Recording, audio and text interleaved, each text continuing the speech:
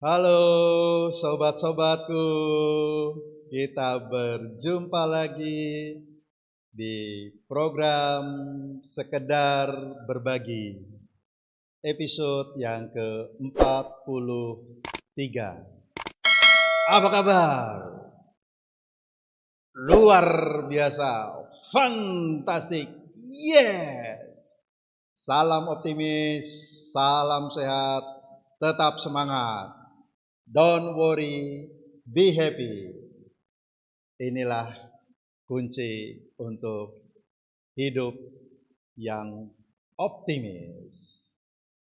Hari ini saya akan berbagi sebuah tema yang merupakan kelanjutan dari tema yang lalu tentang kontribusi Frances Jane Crosby, seorang wanita tunanetra yang begitu banyak memberikan puisi, himne bagi kita. Pada bagian yang keempat ini, kita akan berbicara tentang suka dan duka yang dialami oleh Fanny Jane Crosby. Suka dan duka seperti dua sisi dalam satu mata uang. Di fase ini, hal yang memberikan kebahagiaan bagi Fanny Crosby adalah ketika ia menemukan pasangan hidupnya. Seorang musisi tunanetra juga, teman mengajarnya di sekolah musik yang bernama Alexander Van Alstyne. Mereka menikah pada 5 Maret 1858 di usia yang tidak muda lagi. Alexander banyak membantu dan menjadi partner di dalam kehidupan Fanny Crosby, terutama dalam menciptakan lagu-lagu. Kebahagiaan yang kedua adalah ketika mereka diberi anugerah seorang bayi yang sangat mereka rindukannya. Betapa bahagianya, walaupun mereka tidak bisa melihat sang bayi, anugerah ilahi ini, tetapi mata hatinya dapat melihat kecantikan sang bayi. Dukanya adalah sayang, malang menimpa kehidupan mereka. Sang bayi yang begitu sangat rindu dinanti-nantikan, akhirnya dipanggil oleh sang bapa di saat masih kecil, masih menjadi seorang bayi yang tentu saja masih sangat dirindukan oleh Fanny Crosby dan suaminya Alexander. Nah, tentu saja saudara-saudara, setiap orang pernah mengalami peristiwa duka cita. Tidak mungkin orang hanya mengalami sukacita. Dan juga tidak mungkin sebaliknya hanya mengalami duka cita. Suka, duka, dan semuanya ini kebahagiaan, penderitaan, tangis, dan tawa silih berganti seperti satu buah mata uang yang memiliki dua sisi dan keduanya sangat berarti. Siapa yang tidak pernah mengalami peristiwa duka cita, kehilangan orang yang dicintainya, entah orang tuanya, entah anaknya, entah sahabatnya, entah kekasih hatinya, dan sebagainya. Orang yang percaya kepada Tuhan dan orang yang tidak percaya ya sama mengalami. Tapi di mana perbedaan mereka? Bedanya di antara mereka adalah bagaimana cara pandang dan mengelola duka cita tersebut. Yang satu percaya, bangkit dan melanjutkan kehidupan dengan lebih reflektif dan produktif. Sedang yang lain terbenam dalam kehancuran dan kesedihan yang tidak berkesudahan dan seringkali menghancurkan kehidupannya. Namun Crosby justru mengelolanya. Ketika orang merasa iba, ketika orang sangat memberikan perhatian dan empati yang mendalam karena anak yang dirindukannya tidak bisa hidup begitu lama bersama keluarga, Tuhan memanggilnya. Nah, dari peristiwa duka cita inilah, dari peristiwa kematian anak yang terkasih, dari peristiwa yang menyedihkan hatinya, ia justru mengelola, memanage duka citanya menjadi sebuah lagu penghiburan, lagu yang menguatkan orang-orang yang berduka, yang sampai saat ini bisa kita rasakan, bisa kita nikmati, bisa menguatkan kita. Ia mengarang sebuah lagu, Safe in the Arms of Jesus. Di Kidung Jemaat 388 diterjemahkan, Selamat di tangan Yesus. Kepedihan hatinya, kesedihan batinnya, pupusnya pengharapan di masa depannya karena generasi yang akan menggantikannya ternyata lebih dahulu dipanggil Tuhan. Tidak menghancurkan imannya, tidak menggoyahkan kesetiaannya kepada Tuhan, tapi justru dia berefleksi bahwa panggilan ini adalah jauh lebih mulia dari apa yang manusia pikirkan. Mari sobat-sobat, kita bersama-sama menyanyikan syair yang indah yang merasakan iman Fanny Crosby menjadi sebuah iman kita juga. Selamat di tangan Yesus, aman pelukannya, dalam teduh kasih-Nya aku bahagia. Lagu merdu malaikat olehku terdengar, dari negeri mulia damai sejahtera.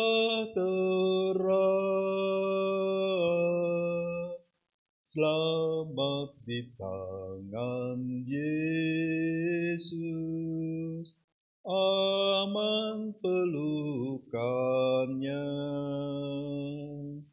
dalam teduh kasih-Nya aku bahagia.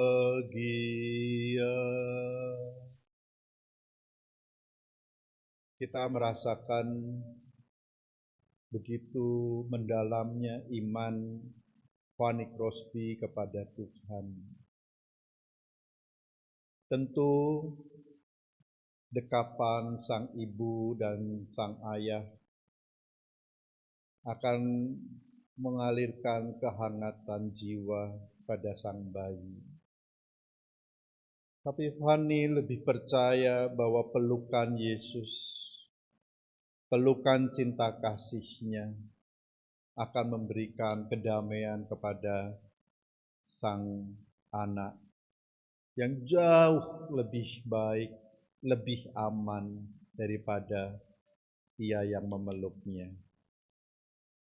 Itulah sebabnya kita dapat merasakan bahwa anaknya telah memberikan inspirasi yang mendalam bagi dirinya, bahwa sang bunda harus tetap setia kepada sang pemberi, karena ialah yang berhaknya.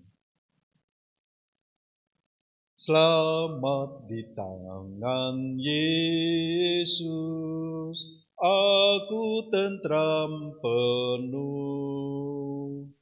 Dosa pun dan cobaan jauh dari diriku. Duka, cemas, dan bimbang kuasanya tak tetap. Goda dan air mata akan segera lenyap.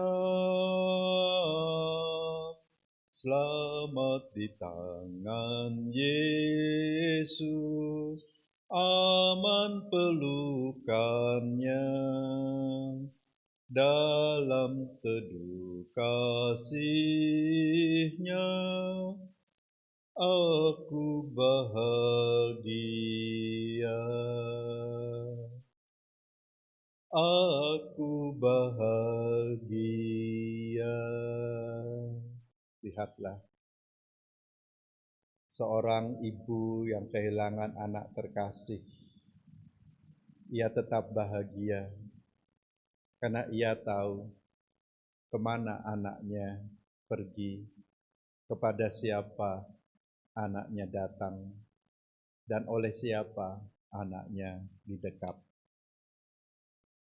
Terinspirasi juga dalam sebuah peristiwa mengapa ketika Yesus bangkit, ia tidak langsung naik ke surga, tetapi menjumpai para murid-Nya, menampakkan diri lagi kepada para murid-Nya yang mengalami ketakutan bersembunyi di dalam rumah, tidak berani menampakkan wajahnya kepada orang lain.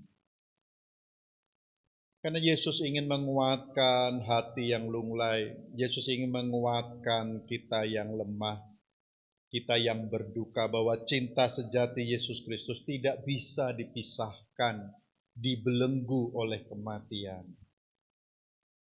Fani merasakan bahwa cinta Kristus itu tidak bisa dibelenggu hanya dengan kematian anaknya, karena cinta Yesus tetap mengalir dalam hidupnya. Yesus ingin mengatakan kepada para murid dan kita semua bahwa kematian bukanlah akhir hidup manusia. Oleh sebab itu jangan sampai kita terkapar, tak berdaya. Kefanaan manusia diberi dimensi keabadian, diberi dimensi kebakaan. Manusia memang tidak kekal, itulah sebabnya dia mati. Tetapi Allah memberikan dimensi keabadian dengan adanya kebangkitan. Itulah yang dipercaya oleh Fanny Crosby, bahwa anaknya sudah aman dalam dekapan Sang Juru Selamat. Maka Yesus menginginkan para murid-Nya ini merayakan pesta iman, seperti Fanny Crosby merayakannya dengan pesta iman, bahwa Sang Putra telah hidup bersama Sang pemiliknya yang sejati, dan bukan malah lari serta bersembunyi dari kenyataan hidupnya. Orang percaya diminta untuk pergi dan memberitakan cinta abadi Yesus kepada sesamanya. Tugas kita adalah mencintai kehidupan, mencintai mereka yang membutuhkan pertolongan, mencintai mereka yang sedang mencari keabadian hidupnya. Kuburan bukan tempat manusia mencintai, tetapi kehidupan itulah tempat manusia mencintai.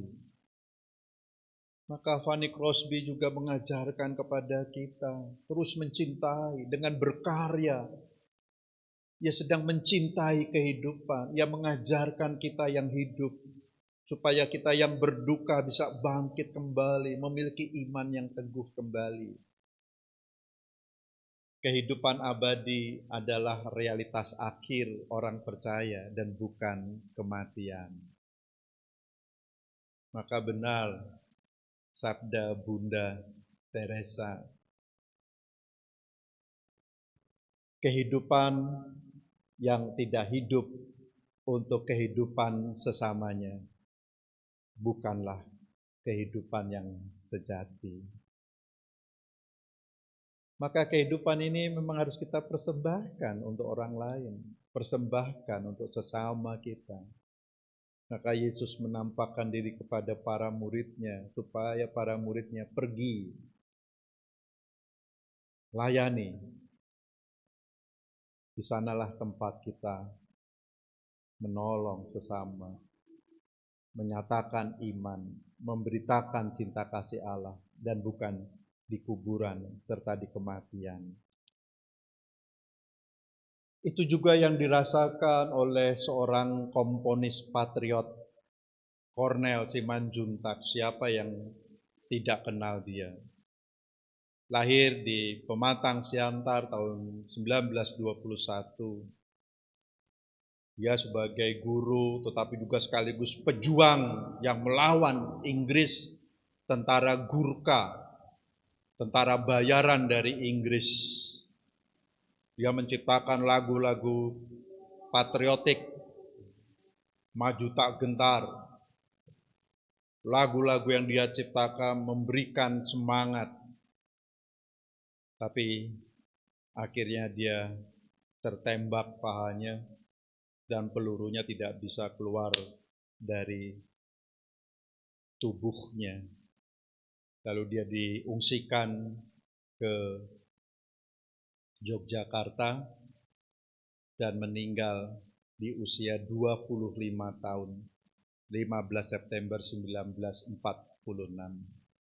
Tadinya dia disemayamkan di Kerhop di Yogyakarta, tetapi sahabat-sahabatnya yang melihat perjuangan Cornel Simanjuntak membela negara, memperjuangkan kemerdekaan ini, akhirnya disetujui dimakamkan di Taman Makam Pahlawan di Yogyakarta. Dia 10 bersaudara. Entah lagu ini ditujukan kepada siapa, tetapi dia ingin supaya orang yang hidup tidak hanya menangisi orang yang dikasih, orang yang dicintainya meninggal atau wafat, tetapi mencintai justru yang masih hidup.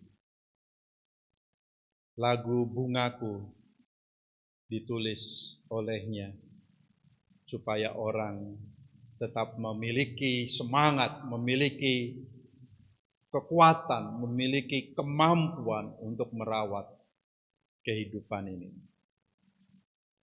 Mungkin di antara kita lagu ini lagu asing, tapi bagi kaum generasi baby boomers ini lagu yang biasa ketika kita SD diajarkan untuk menyanyikan lagu wajib ini. Judulnya Bungaku. Yuk kita nyanyi. Sekalipun suara saya fals, tapi saya ingin supaya syair ini kita rasakan, kita hayati, kita imani. Waktu menyingsing fajar, pagi sunyi senyap, matahari bersinar mengganti malam gelap, nampak sekuntum bunga di muka rumahku. Kepala Mas Juwita, daunnya beledu.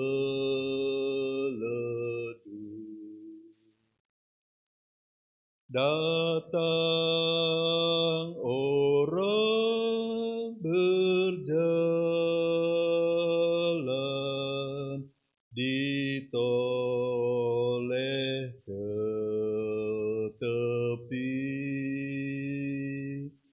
diulurkannya tangan, bungaku dipetik, walaupun hilang sudah bungaku yang permai, kuncup yang masih muda, ku pelihara baik. Pesan yang begitu kuat, entah disampaikan kepada orang tua atau sanak keluarganya, bahwa orang yang berjalan itu adalah Sang Pencipta, Sang Pemilik bunga yang indah. Tetapi ketika tangan diulurkan dan memetiknya, menangiskah kita? Marahkah kita? Mungkin secara manusiawi kita kecewa, tapi ada tugas yang mulia. Kuncup yang masih muda itulah tugas kita, tugas kehidupan yang harus kita pelihara. So, sobat-sobat, siapapun yang mengalami duka, Tuhan punya rencana yang indah, supaya kita semakin lebih kuat mencintai mereka yang masih hidup, mencintai kuntum bunga yang masih muda, supaya bisa kita rawat dengan baik. Maka Bunda Teresa menyampaikan pesan kepada kita, terutama orang-orang yang hidup dalam semangat megalomaniak, gila kebesaran, gila melakukan segala sesuatu yang serba besar, gila ingin segala sesuatunya menjadi paling besar.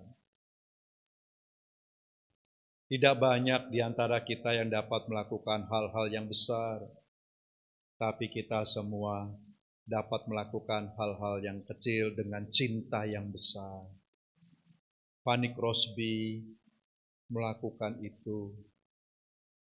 Ia merangkai setiap kata menjadi syair yang indah, yang menggugah jiwa dan roh kita, yang menguatkan kepercayaan kita, yang memberikan kekuatan bagi kita yang berduka. Ibu Teresa juga memberikan kekuatan, merangkuh mereka yang terkapar, merangkuh mereka yang terbuang, menyuapi mereka dengan air sesendok demi sesendok. Hal yang kecil, tetapi cinta yang besar. Tanpa cinta yang besar, sendok akan terasa berat dalam kehidupannya. Itulah sebabnya ketika orang berlomba-lomba memuji Bunda Teresa ketika mendapatkan hadiah Nobel perdamaian. Bunda hebat sekali, bagaimana Bunda melakukannya ini? Ia berkata, Anda semua keliru, Anda semua salah. Saya hanya melakukan hal-hal yang kecil. Every time you smile at someone, it's an action of love. It's special gift to that someone. It's wonderful thing. Setiap kali Anda berjumpa dengan orang lain dan Anda tersenyum, ini adalah tindakan kasih. Ini adalah kado yang sangat istimewa bagi orang tersebut. Ini adalah sesuatu yang sangat menakjubkan. Because peace begin with smile. Sebab damai mulai dengan tersenyum. Lihat, tanpa cinta yang besar tidak akan menggerakkan hati dan otot bibir kita untuk tersenyum. Cornel Simanjuntak tetap tersenyum dalam perjuangan dan kematiannya. Ia justru berpesan bagi kita yang hidup, peliharalah kuncup yang muda dengan baik, supaya tiba saatnya bunga itu mekar dan mengeluarkan keharuman bagi kehidupan. So, saudara-saudara, jika kita tidak bisa memberi makan 100 orang, ya lakukan saja, beri makan 1 orang. Ketika 5.000 orang kelaparan, Yesus berkata, punyakah engkau roti? Dengan 5 roti dan 2 ikan, berilah. Maka lihatlah mukjizat yang muncul, mukjizat yang lahir, 12 bakul. Oke, sobat-sobat, di dalam duka kita diberi kekuatan untuk terus melakukan, mencintai perkara-perkara kehidupan. Sampai jumpa di episode yang berikutnya. Salam kehidupan, semangat, cinta damai. Yes!